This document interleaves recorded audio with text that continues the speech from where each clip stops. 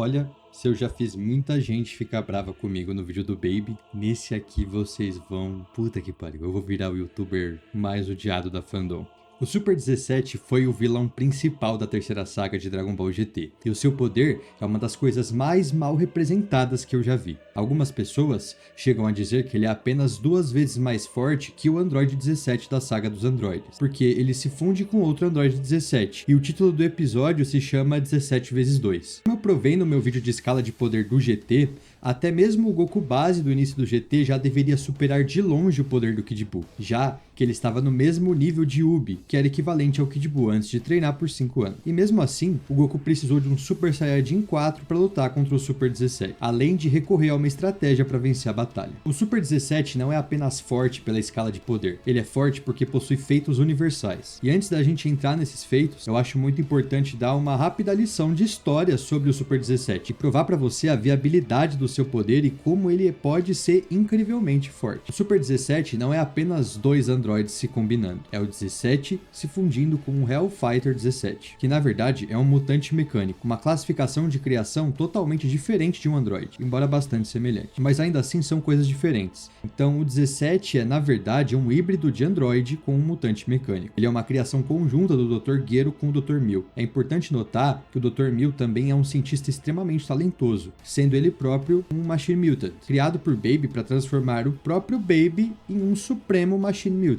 E Baby quase conseguiu conquistar o universo inteiro. Se não fosse o Kibitoshin ter salvo o Goku e o velho Kai ter puxado o seu rabo, lá ele, permitindo que ele se transformasse em Super Saiyajin 4, o Baby teria com certeza dominado o universo inteiro. O Dr. Mill chegou muito mais longe do que o Dr. Gero jamais conseguiu em sua conquista, mas isso não diminui o Gero. De fato, Mill ficou muito impressionado com o trabalho de Gero muitas vezes nessa saga. Isso porque, quando o Dr. Gero e Mill se encontraram no inferno, foi confirmado que em todos esses anos que Gero esteve morto, ele continuou a sua pesquisa no inferno. Isso ficou claro quando ele conseguiu combinar 3 tipos diferentes de androides em um só, o Super 17. O Super 17 possui a energia infinita do design original do 17, além da habilidade de roubar Ki pelas mãos, mas isso foi ainda mais desenvolvido. O Super 17 pode absorver qualquer rajada de Ki que atinge o seu corpo, e elas nem precisam atingir as suas mãos. Ele também demonstrou habilidades semelhantes às do Android 16, como remover a sua própria mão e disparar ataques de dentro do seu corpo. Antes de mostrar o verdadeiro poder dessa criação híbrida, eu preciso desmentir algumas alegações comuns do porquê o Super 17 não seria tão forte assim. A primeira são os erros de tradução da dublagem em inglês. Por exemplo, na dublagem, o Vegeta afirma que o 17 não ficou mais forte desde a saga dos androides, o que é exatamente o oposto que diz no original em japonês. Lá no original, o Vegeta afirma que o 17 ficou muito mais forte. A dublagem do GT é uma piada, então eu recomendo que vocês assistam sempre com as legendas originais. Outro ponto, muitas pessoas acreditam que os 17 são fracos porque só lutaram contra um Vegeta base e um Trunks base, mas o que elas não percebem é o verdadeiro poder desses personagens em GT. O Trunks base dessa saga derrotaria o Buhan sem nenhuma dificuldade. Hildo, como eu já demonstrei em um vídeo anterior, já era mais forte que o Buhan em sua forma base, e ainda recebeu 2 transformações para rivalizar com o poder do Goku Super Saiyajin. E mesmo assim, Baby absorveu o poder de Hildo, da Força Sigma e de vários outros, e não conseguiu superar o Trunks base. O próprio Baby disse que Trunks era forte demais. Isso significa que o Trunks base está acima do Baby, que estava acima do Hildo, que por sua vez já estava acima do Buhan.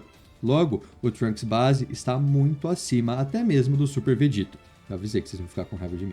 E isso é apenas 1 ano depois da saga Baby. Então, Trunks já estaria bem acima do Super Vegito só na sua forma base. Isso prova que o Android 17 em Dragon Ball GT é incrivelmente poderoso, já que conseguiu enfrentar o Trunks base. E o mesmo vale pro Vegeta. No final do Z, o próprio poder base do Vegeta, de Goku e do Ubi já estava acima do Buu do torneio. Agora, 6 ou 7 anos depois de treinamento, o poder do Vegeta base superava até mesmo Majub da saga Baby. De fato, o Vegeta estava lutando muito melhor contra o 17 do que o Majub jamais conseguiu. Isso significa que o Vegeta base já estava acima do Goku Super Saiyajin 3 da saga Baby. Ou seja, esse Vegeta da saga dos androides em GT, que é muito mais forte mesmo na sua forma base, ainda teve dificuldades em enfrentar o Hellfighter 17. É importante notar que o Dr. Mill afirma que o Super 17 é o Ultimate Machine Mutant, o que significa que ele é o maior e mais poderoso Machine Mutante já criado na história, colocando-o até mesmo acima de Baby, que era considerado considerado o mais forte deles. Isso é impressionante, porque o Goku Super Saiyajin 1 conseguiu lutar de igual para igual com o Super 17 até que ele começasse a absorver o Ki de Goku. Isso significa que se o Super 17 estava acima do Baby, então o Goku Super Saiyajin 1 já estava pelo menos no mesmo nível da sua forma antiga de Super Saiyajin 4. Lembre-se, já havia passado um ano desde a saga Baby, então é totalmente plausível de que Goku tivesse alcançado níveis de poder próximos ao Super Saiyajin 4 apenas na sua forma de Super Saiyajin. Muitos vão tentar rebater dizendo que o Super 17 não pode ser mais forte do que o Baby Ozaru porque o Dr. Gero e o Dr. Mil não sabiam quão forte o Baby Ozaru realmente foi. Mas isso não é verdade. A gente sabe que o Dr. Mil morreu bem antes do Baby se transformar em uma ameaça para a Terra. Mas quando ele chegou no inferno, encontrou com o Dr. Gero. E lá no inferno eles tinham um orbe que permitia a eles observar a Terra e tudo que acontecia lá. Assim como Goku também pôde assistir a luta do Super 17 quando ele estava lá no inferno. Isso significa que Mil e Gero sabiam exatamente o quão forte o Baby Ozaru era. E também o quão forte o Goku em Super Saiyajin 4 seria. E mesmo assim, Mil chamou o Super 17 de Ultimate Machine Mutant. Isso prova que o Super 17 está muito acima do Baby. Ou seja, ele é mais forte que o Baby Ozaru e consequentemente mais forte do que o Super Saiyajin 4 daquela saga. Mas o mais impressionante do Super 17 não é nem a escala de poder, são seus feitos. E aqui entra o argumento de que os 17 são de nível Universal Plus e que o Super 17 é no nível multiversal. Em Dragon Ball GT, o Android 17 é alimentado pelo próprio Inferno. E o Inferno é um reino do tamanho de um universo dentro do macrossomo de Dragon Ball. Foi declarado que apenas ao aumentar o seu poder, o Android 17 e o Hellfighter 17 fundiram o mundo dos vivos com o outro mundo. Eles literalmente uniram dois universos apenas com seu poder. E isso não foi simplesmente um portal para o inferno se abrindo. Os subtítulos deixam claro, o poder dos 17 fez com que esse mundo e o próximo mundo ficassem ligados, tornando-os um só. O anime repete isso em várias falas, e até mesmo Shenlong confirma que os dois universos foram unidos, e que esse foi um dos motivos do nascimento dos Dragões Sombrios. É importante observar que, segundo a Versus Battle Wiki, cujo sistema de classificação é usado praticamente por toda a comunidade em escala de poder, o nível Low Multiversal é atribuído a personagens que podem afetar, criar ou destruir pequenos multiversos, compostos por contínuos espaço-tempo separados, que podem variar de 2 a 1000 ou mais. E afetar significativamente é definido como um termo guarda-chuva para feitos que não envolvem destruição ou criação direta, mas que são comparáveis em poder, como distorcer toda a estrutura em questão, sustentá-la dentro de si ou mesmo fundir uma estrutura com outra. E isso foi exatamente o que os dois androides fizeram apenas liberando energia. Eles conseguiram combinar e fundir dois universos inteiros. Isso é insano, porque o Super 17 não é apenas a soma do Android 17 com o Fighter Z é foda,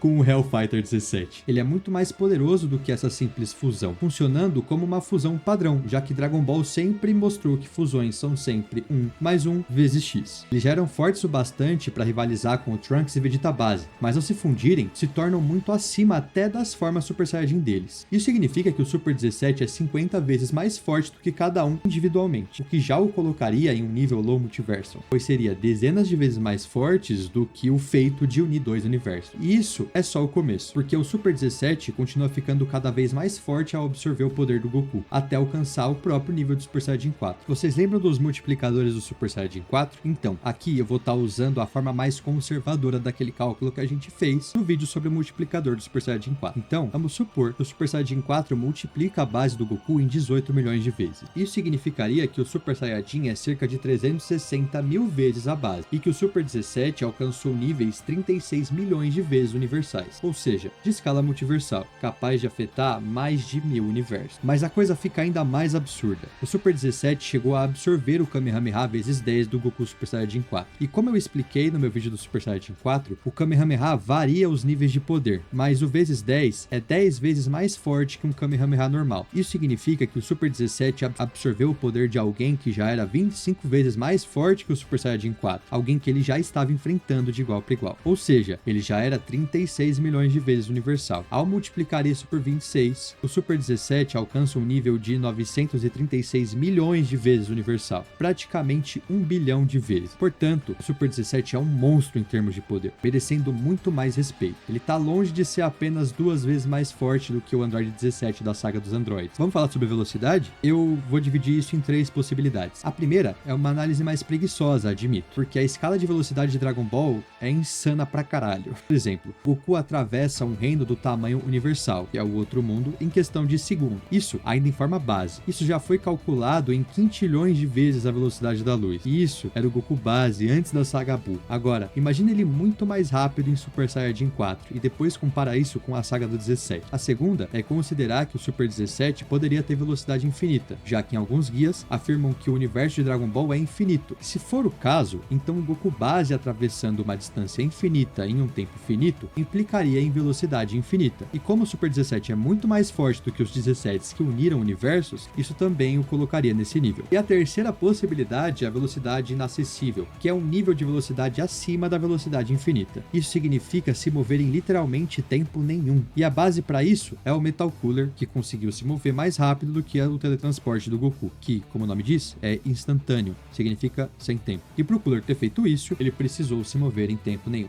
Muitas pessoas argumentam que os filmes não contam dentro da continuidade, mas isso não é tão simples. Toriyama só disse que eles não fazem parte do mangá, não necessariamente do anime. E de fato, o próprio anime canonizou o filme Death Zone, aquele do Garlic Jr., chegando a mostrar até flashbacks do filme durante a saga. E lá no GT, a gente vê o Cooler no inferno junto com outros vilões. E o próprio 17 diz: os vilões que você derrotou voltaram para se vingar. Isso mostra que os filmes podem sim ser considerados dentro da continuidade do GT. Então, se Cooler aparece no GT, ele demonstra a velocidade inacessível dos filmes. Isso se refere ao verso também. Além disso, GT já mostrou inimigos agindo mais rápido do que o teletransporte instantâneo, como quando a Revenge Death Ball de Baby acertou o Goku no meio da técnica de teletransporte do Kibitokai. Portanto, no mínimo, o Super 17 é decilhões de vezes mais rápidos do que a luz, com a possibilidade de ter a velocidade infinita ou inacessível. Eu não considero essas duas, tá? Agora, um detalhe importante. Nunca vimos o verdadeiro limite da absorção de energia do Super 17. Ele foi capaz de absorver ataques muito acima do seu próprio nível, indo de ataques de um Goku Super Saiyajin 1 até ataques de um Goku Super Saiyajin 4, incluindo o Kamehameha vezes 10. Ou seja, ele consegue absorver energia de oponentes de 25 até 360 mil vezes mais forte do que ele. Ele só demonstrou uma fraqueza. Enquanto está absorvendo energia, fica vulnerável a ataques físicos, e foi isso que permitiu que a 18 distraísse com rajadas de energia, tornando-o vulnerável ao Dragon First de Goku, que perfurou seu peito e garantiu a vitória. Outro ponto que quero acrescentar